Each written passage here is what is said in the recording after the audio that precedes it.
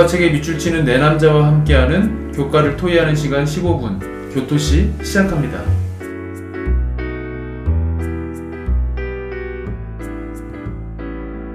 안녕하세요. 저는 진행을 맡은 이진현입니다.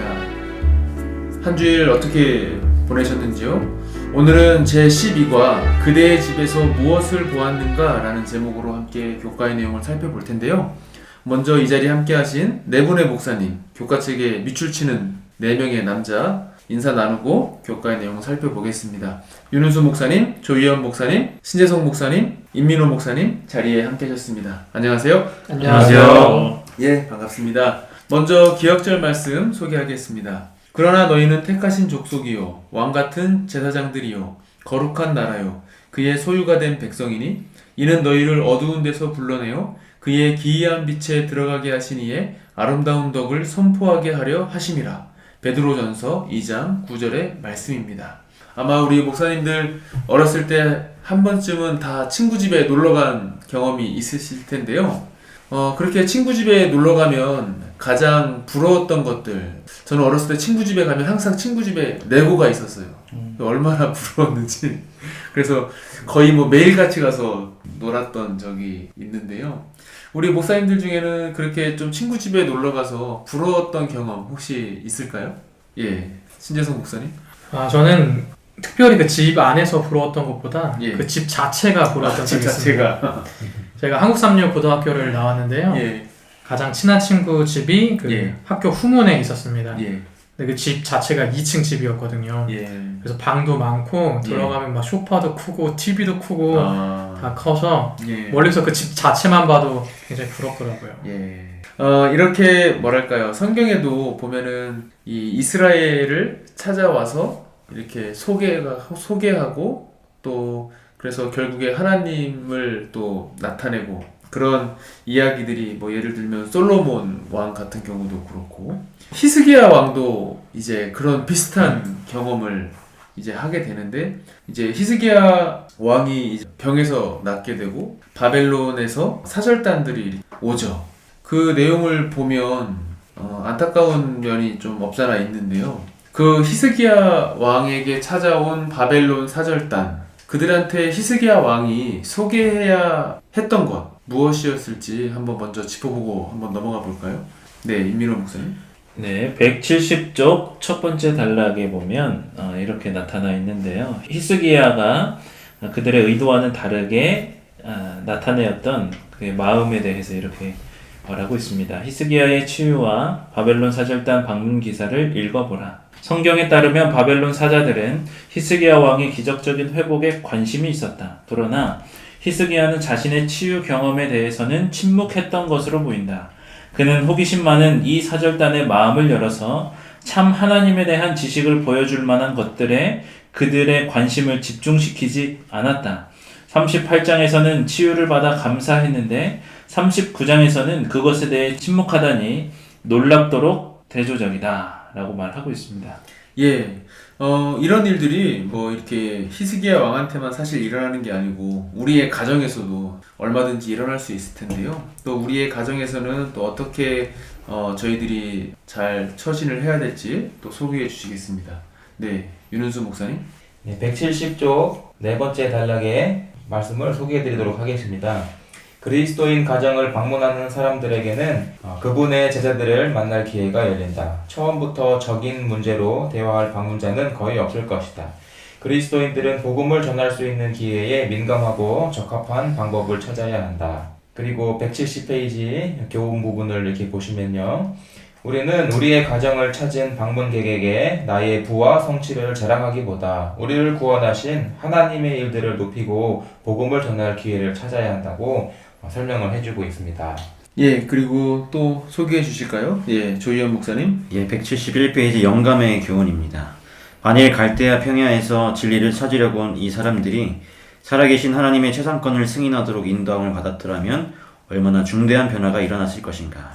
예, 그렇죠. 어쨌든 이런 나라가 됐든 또 우리의 하나하나 가정이 됐든 가장 먼저 높임을 받아야 할 분은 하나님이시라는 것을 저희들이 좀 잘 기억하면 좋겠는데요. 그래서 우리 성도님들의 집에 만약에 손님이 찾아왔다. 그렇다면 그랬을 때 그 손님들이 우리 성도님들의 가정에서 무엇을 보고 또 어떤 것들을 느끼고 돌아가면 좋을지 또 소개해 주실까요? 예, 신재성 목사님. 네, 이 사람이 참 죄된 본성이 있어서 예, 히스기야 왕처럼 집에 오면 집에 좀 차도 보여주고 싶고 쇼파도 보여주고 싶고 예, 또 우리 아들 상장도 보여주고 싶은 게 예. 인간의 본성인데 예, 그렇지만 171페이지의 묵상의 말씀을 보면 이렇게 설명을 해주고 있습니다. 비록 그들이 누리는 복이 하나님께서 비롯되었다는 사실을 인정할지라도 자신의 물질적인 풍요나 성취를 자랑하는 것은 그리스도인들이 해야 할 일이 아니다. 우리는 너희를 어두운 데서 불러내어 그의 기이한 빛에 들어가게 하시니에 아름다운 덕을 선포하라고 부르심을 받았다. 그리고 히스기야의 경험을 본으로 삼아 우리가 죽어가고 있을 때 그리스도께서 우리를 살리셨고 이제 죄에 대해서 죽었지만 그리스도께서 우리를 부활시켜 하늘에 앉히셨다고 선포하라는 부르심을 받았다. 그런 유혹을 좀 떨쳐내고 예, 예수님만 좀 드러낼 수 있는 아. 그런 가정이 저는 되기를 좀 원합니다. 예, 감사합니다. 그렇게 우리가 이제 우리의 가정들이 그렇게 되기 위해서 복음 그리고 하늘의 평화 이런 신앙의 아름다운 모습들이 어떻게 자리를 잡으면 좋을지 또 말씀해 주실까요? 예, 임민호 목사님. 네. 172쪽 세 번째 단락에서 믿음의 공간에서 자녀들을 어떻게 도와야 될지에 대해서 말하고 있는데요. 집안에서 자녀들은 복음 전파에 적합한 수혜자로서 간과될 때가 많다. 부모들은 가정의 성에 그들이 저절로 흡수될 것이라고 착각하지만 이것을 당연시해서는 안 된다. 어린이와 청소년들이 보고 배우는 것은 맞지만 이렇게 젊은 하나님의 권속들도 개별적인 관심을 받고 개인적으로 그분을 만날 필요가 있다. 신명기 6장은 이러한 관점을 고수한다. 가장 효과적인 신앙 교육 방법에 관심을 기울여야 한다. 가정에서는 개인 또는 가정 예배와 같은 규칙적인 습관이 권장되어야 한다.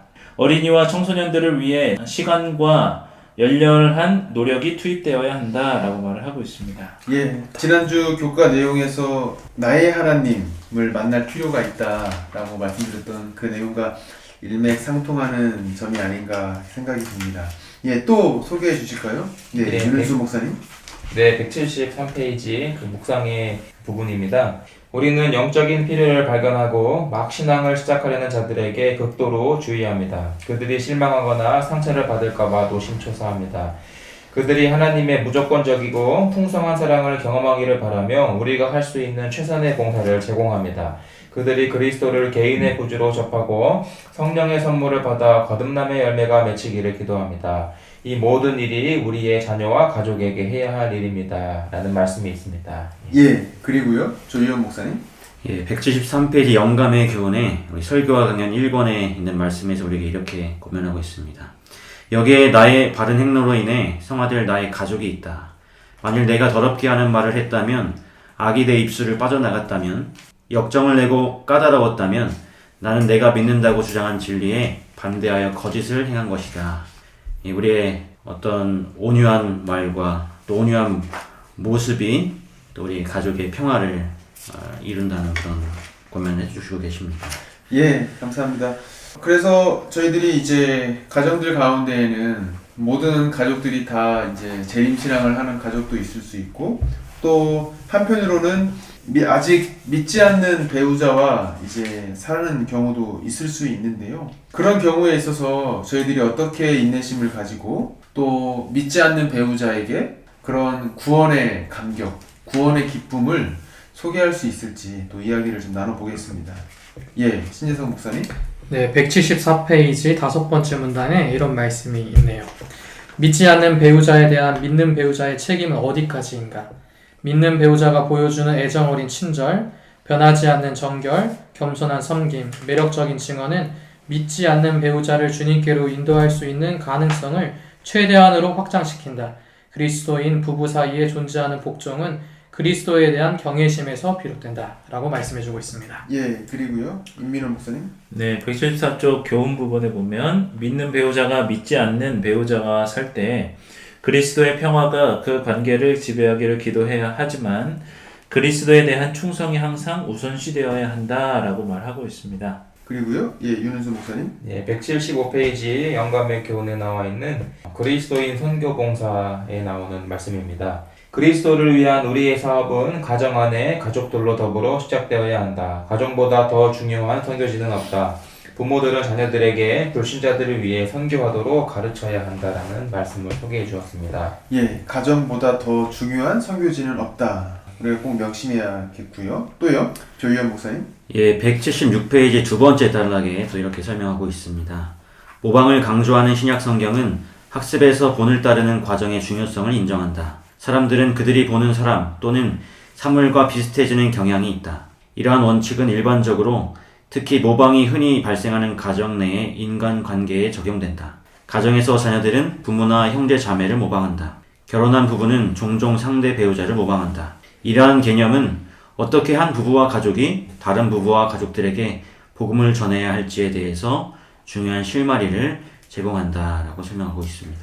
예, 가족 안에서 모방이 얼마나 중요한지. 그래서 왜 자녀들은 부모의 뒷모습을 보고 자란다라는 말도 생각이 나는데요. 그만큼 우리가 어떠한 모습, 또 생활, 또 습관 이런 것들을 어떻게 저희들이 가지고 있고 또 생활하는지 참 중요한 것 같습니다. 저희들이 좀 교과를 마무리하면서 결국에 저희의 가정 하나하나가 가마력 센터가 다 될 수가 있을 텐데요. 내가 속해 있는 가정이 어떻게 하면 예수님을 나타낼 수 있는 가마력 센터가 될 수 있을지 또 한번 이야기를 나눠보고 마무리하도록 하겠습니다. 예, 신재성 목사님. 176페이지 세 번째 문단 또 셋째 줄에 이런 말씀이 있네요. 사회에서는 훌륭한 부부 또는 가족관계의 모본을 찾기가 힘들다. 그러나 사람들은 믿음의 가정에서 예수님의 정신이 얼마나 특별한지를 볼 수 있다. 엘렌 G. 화이트는 사회적으로 가마를 주게 되면 놀라운 능력이 따르게 된다. 만일 우리가 원하기만 하면 우리는 그것을 우리 주위에 있는 사람들을 도와주는 수단으로 이용할 수 있다고 말씀하셨습니다. 결혼한 부부가 다른 부부를 식사, 친교 또는 성경 연구 모임에 초대하거나 결혼 세미나 같은 프로그램으로 함께 참여할 때 방문자들은 하나의 모본을 보게 된다. 그런 가정은 상호 협력, 지지, 소통, 갈등 해소의 자세와 서로에 대한 차이를 수용하는 모습을 보여줌으로써 그리스도 안에서 이루어지는 가정생활이 어떠한지를 증언하게 된다고 말씀해 주시고 있습니다. 예, 그리고요, 임민호 목사님. 네, 177쪽 영감의 교훈을 보도록 하겠습니다. 질서정연한 그리스도인 가정은 그리스도인 신앙의 실제에 대한 강력한 논증, 곧 불신자가 논박할 수 없는 논증이다. 모든 사람들은 자녀들을 감화시키는 감화력이 그 가정에 역사하고 있으며 아브라함의 하나님이 그들과 함께 계심을 보게 될 것이다 라고 말하고 있습니다. 예, 뭐 또 어떤 내용들을 또 저희들이 좀 다루면 좋을지 또 보겠습니다. 예, 윤은수 목사님.